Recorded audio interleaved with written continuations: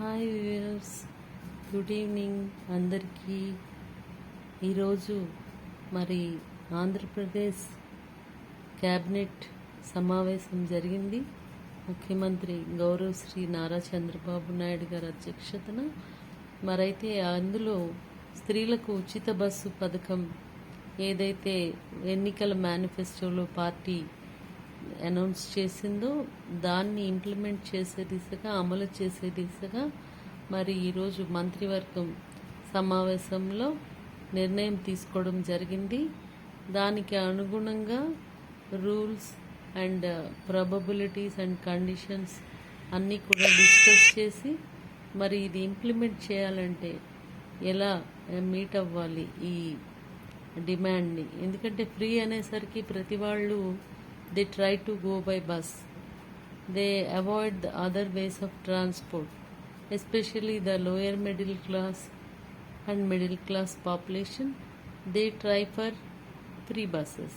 I am not insulting anybody, I am just depicting the trend of the population. అంటే ప్రజల యొక్క ఆలోచన సరళి ఎలా ఉంటుందనేది నేను చెప్పాను. నేనైనా కూడా అంతే, I'm also a middle class women. నాకైతే ఫ్రీ బస్సు ఉంది అంటే నేను ఫ్రీ బస్సులో వెళ్ళడానికి ప్రయత్నిస్తాను.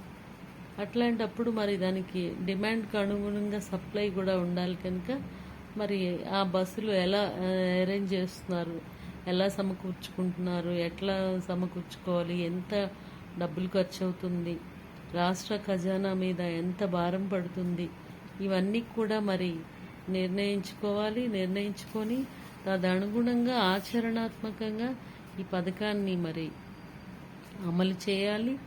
అదేవిధంగా ఆటోలు, ఎవరైతే ఆటో డ్రైవర్స్ నిరసన వ్యక్తం చేస్తున్నారో, గతంలో తెలంగాణలో కూడా ఆటో డ్రైవర్లు సమ్మె చేయడం జరిగింది.